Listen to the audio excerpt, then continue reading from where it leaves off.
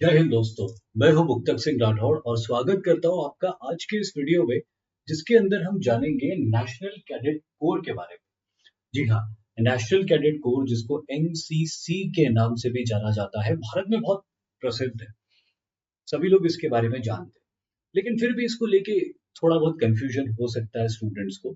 तो आइए इस वीडियो के अंदर अपन ये जाने कि एनसीसी क्या है, कब बना था, क्या इसका मेजर फंक्शन होता है, और सबसे इम्पोर्टेंट जो स्टूडेंट्स जानना चाहते हैं कि क्या हमें एनसीसी करना चाहिए या हमें एनसीसी नहीं करना चाहिए, एनसीसी करके हमको क्या बेनिफिट्स हो सकते हैं और क्या नहीं हो सकता है। तो नहीं के बारे में तो ऑब्वियसली नहीं बात करेंगे हम, लेकिन क्या बेनिफिट हो सकता है उसके बारे में बात करेंगे। तो आइए इस वीडियो की शुरुआत करते हैं। सबसे पहले अपन ये देखते हैं कि ये है क्या, what is NCC. It is the youth wing of Indian Armed Forces and is a tri-service organization। तो जैसे कि पहली लाइन में लिखा हुआ है कि ये यूथ विंग है इंडियन आर्म्ड फोर्सेस की, और ये एक ट्राई सर्विस ऑर्गेनाइजेशन भी है। मतलब Indian armed forces which means Indian Army, Indian air force, Indian navy. तो भारत की जो यूथ है, उन यूथ को इन तीनों आर्म्ड फोर्सेस की बेसिक मिलिट्री ट्रेनिंग प्रोवाइड करने वाला ऑर्गेनाइजेशन है एनसीसी। और इजी वर्ड्स में आपको मैं बताऊं, तो और इजी वर्ड्स में टर्म इट एज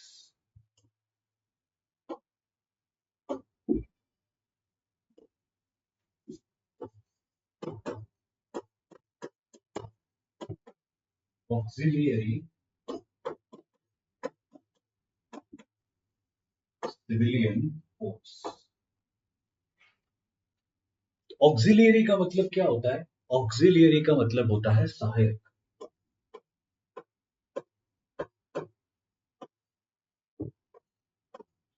और सिविलियन का क्या मतलब होता है? नागरिक।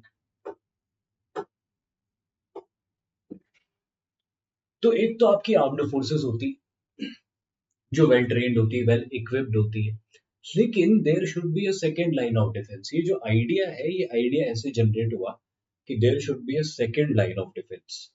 और इस सेकेंड लाइन ऑफ डिफेंस में सिविलियंस को उसके अपब्रिंगिंग के ईयर्स में, उसके यंग एज में ऐसी ट्रेनिंग प्रोवाइड कर दी जाए कि जरूरत पड़ने पर वो अपनी आर्म्ड फोर्सेस की सहायता कर सके, उसको हेल्प कर सके। तो इसीलिए ये एक ऑक्सिलियरी मतलब सहायक और सिविलियन फोर्स यानी कि नागरिक बल तैयार करना। तो बेसिक जो इसका आइडिया था, ये बेसिक आइडिया ब्रिटिशर्स को फर्स्ट वर्ल्ड वॉर के बाद आया था। फर्स्ट वर्ल्ड वॉर में ये चीज हुई थी ना कि यूरोप की बहुत सारी आर्मीज ने एक दूसरी कंट्रीज के ऊपर हमले किए थे और पेनिट्रेट कर दिया था उनके अंदर, काफी डीप पेनिट्रेशन कर दिया था एक दूसरे की टेरिटरीज के अंदर, और सिविलियन पॉपुलेशन को बहुत नुकसान उठाना पड़ा था। सिविलियन पॉपुलेशन इस पोजीशन में नहीं थी कि वो अपनी आर्मी की एक्शंस को बैकअप दे पाए, सपोर्ट दे पाए। तो वहां से ब्रिटिशर्स के दिमाग में, यूरोपियंस के दिमाग में ये आइडिया आया था कि एक ऐसी ऑक्सिलियरी फोर्स होनी चाहिए जो पूरी तरह से आर्म्ड फोर्सेस ना होगी, लेकिन सेकेंड लाइन ऑफ डिफेंस होगी और जरूरत पड़ने पे आर्म्ड फोर्सेस को बैकिंग दे सकती है बहुत अच्छे से। तो इसकी हिस्ट्री की जब बात होती है, तो हिस्ट्री इसकी वहीं से ट्रेस होती है, सेकेंड वर्ल्ड वॉर के एंडिंग से, जब पहली बार इंडियन डिफेंस एक्ट के तहत यूनिवर्सिटी कोर का एस्टेब्लिशमेंट किया गया था।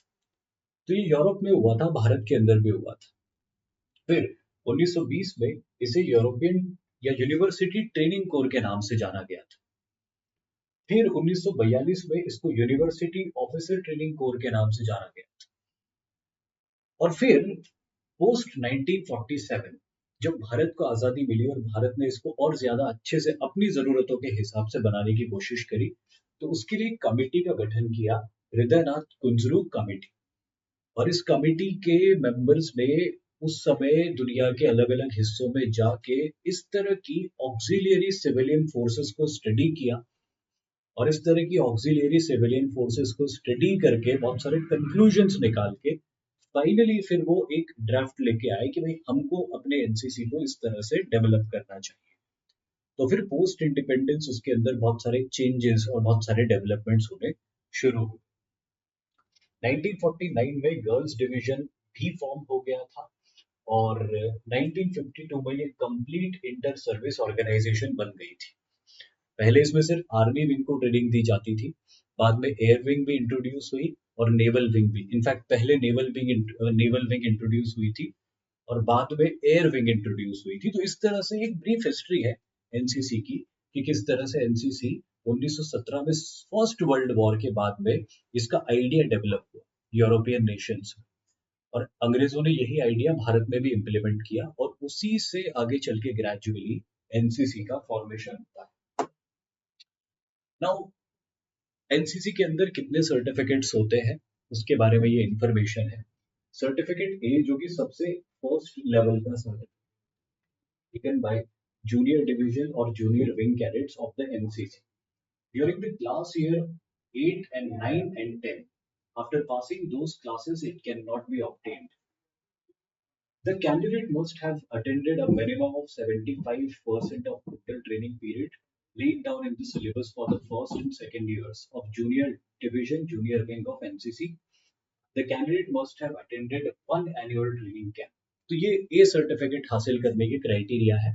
अगर आप स्कूल में स्टडी करते हैं 8, 9, 10th स्टैंडर्ड में है तो आप अपने प्रिंसिपल जो आपके स्कूल के प्रिंसिपल है उनसे बात कर सकते हो और उनसे बात करके एनसीसी ज्वाइन कर सकते हो। अगर आपके स्कूल में एनसीसी नहीं है या अगर आप किसी कॉलेज में है वहां पे एनसीसी नहीं है तो आप अपने प्रिंसिपल या आपके कॉलेज के जो भी हेड है उनसे बात कर सकते हो, उनसे एक एनओसी सर्टिफिकेट ले सकते हो और किसी दूसरे कॉलेज के अंदर भी आप एनसीसी ज्वाइन कर सकते हो या दूसरे स्कूल के अंदर भी एनसीसी की क्लासेस या एनसीसी के कैंप्स को अटेंड कर सकते हो।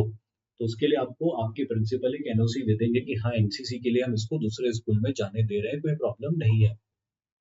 तो ये बहुत इजीली ऑब्टेन हो जाएगा आपको। देन फिर उसके बाद आता है certificate B. It can be taken by senior division and senior wing cadets of NCC after class year 10. Those studying for a degree, the candidate must have attained a minimum 75% of total training period laid down in the syllabus for the first and second years of senior wing NCC. Cadet must have attained one annual training camp. Cadet who possess certificate A will be awarded 10 bonus marks.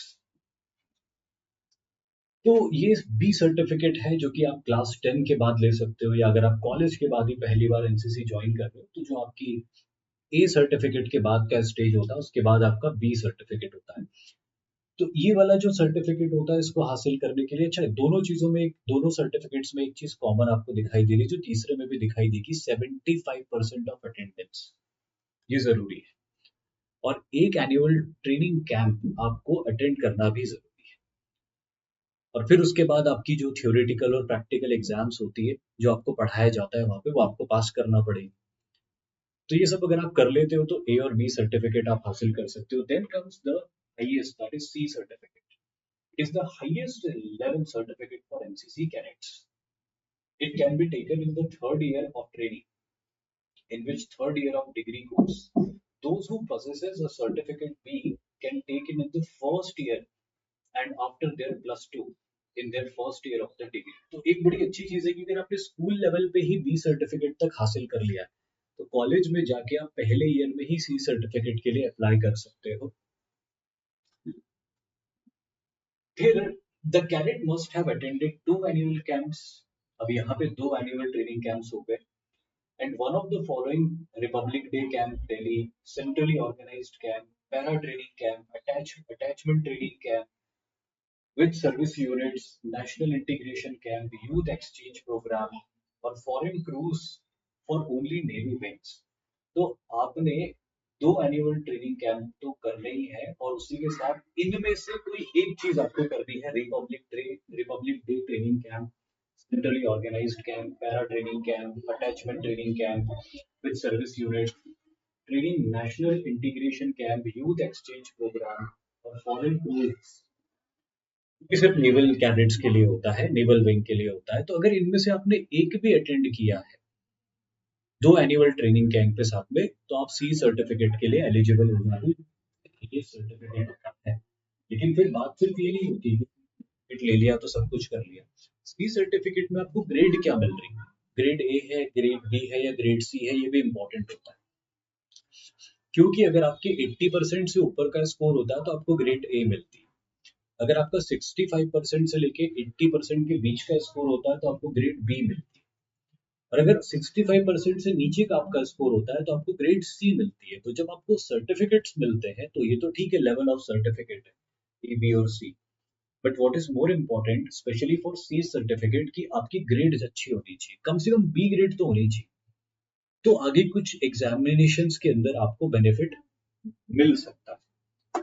जैसे अब Indian army के अंदर क्या benefits आपको मिल सकते हैं। In every regular course of Indian Army, Indian Military Academy, I am sorry, 32 vacancies are reserve for C certificate NCC candidates. ये बहुत बड़ी अपॉर्चुनिटी जो एनसीसी के कैडेट्स के लिए हो सकती है वो यही है, मेरी नजर में तो यही है कि अगर आपने एनसीसी में सी सर्टिफिकेट हासिल किया है और अगर आपकी ए ग्रेड है तो आप डायरेक्ट इंडियन मिलिट्री एकेडमी के लिए एलिजिबल होते हो, यानी कि आपको रिटन एग्जामिनेशन नहीं देना पड़ता, आप सीधे एसएसबी दे सकते हो। हालांकि 32 सीट्स ही होती है लेकिन आपको तो एक ही चाहिए ना, तो आपको क्या करना कि 32 हो या 232 हो, अपॉर्चुनिटी रहती है if you are the best. But to join IMA, it is a must for all candidates to be declared successful by Service Selection Board. लेकिन ये जरूरी है कि आप एसएसबी recommend हो जाओ और medically fit हो जाओ। The candidates with C certificate are exempted from serious examination conducted by UPSC, but for this the candidate must have A or B grade in C certificate. तो यहाँ पे आप directly तभी एंट्री के लिए जा सकते हो जब आपके पास ए या बी ग्रेड। इसलिए अगर एनसीसी करो तो सी सर्टिफिकेट में 65% से ऊपर ही स्कोर करना है, कोशिश तो करो 80 से ऊपर करने की। If you have NCC C certificate, then your written examination will be waived off for the post of soldier GD. तो आपका रिटर्न एग्जामिनेशन भी आपको नहीं देना पड़ेगा सैनिक के पद के लिए, शायद अब अग्निवीर में वो चीज अप्लाई होती है। और फिर what benefits do you get in the Indian Navy? In Indian Navy, the NCC C certificate candidates get 6 extra marks for sailor's job and 15 extra marks for artificer apprentices. Up to 9 vacancies in Navy are reserved for NCC C certificate candidates. To get the recruitment done on these vacancies, the candidate must have done his her BSc in physics or maths, or B candidates are also eligible for these vacancies. तो जिस तरह Indian Military academy में 32 vacancies आपके लिए होती है, naval academy में 9 ही होती है, पर उसके लिए एक एक्स्ट्रा क्राइटेरिया आपको सॉरी फुलफिल करना होगा, वो है कि आपको बीएससी इन फिजिक्स और मैथ्स हुआ होना चाहिए। और साथ ही बी के कैंडिडेट्स, अगर आपने बी किया है या बीएससी किया है फिजिक्स और मैथ्स में, तो आप देन उसके लिए eligible. The age group of candidate must be 19 to 24। आपकी जो एज ग्रुप है वो 19 से 24 के बीच में होनी चाहिए। She must have passed the SSB exempted from the CDS examination of UPSC। तो रिटर्न तो आपको नहीं देना पड़ेगा लेकिन एसएसबी।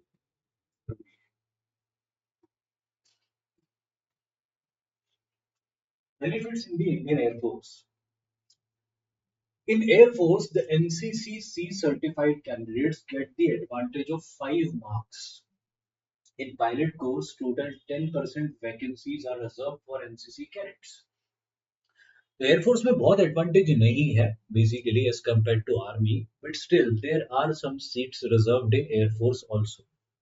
बट पैरामिलिट्री फोर्सेस में भी आपको बहुत बेनिफिट। एनसीसी का सी सर्टिफिकेट अगर आपके पास है तो आपको 10 से 15 नंबर के बोनस मार्क्स मिलते हैं। अगर आपका रिक्रूटमेंट बीएसएफ के लिए हो रहा है, सीआईएसएफ के लिए हो रहा है, सीआरपीएफ के लिए हो रहा है, या एसएसबी सीमा सुरक्षा बल, यहाँ पे एसएसबी का मतलब सर्विसेज सिलेक्शन बोर्ड नहीं, सीमा सुरक्षा बल। तो अगर आप एनसीसी करते हो, उसको अच्छे से निभाते हो, तो उससे सबसे पहली चीज तो उसका ऑब्जेक्टिव पूरा होगा कि सेकंड लाइन ऑफ डिफेंस तैयार होगी जिस ऑब्जेक्टिव के तहत उसको किया गया। पहला तो वो ऑब्जेक्टिव पूरा होगा।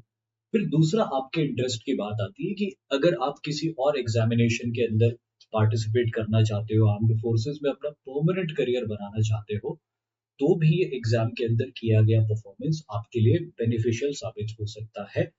अचीव किए हुए नंबर्स आपके लिए बेनिफिशियल साबित हो सकते हैं। और इसी के साथ इस वीडियो को मैं कंप्लीट करता हूँ। Thank you very much.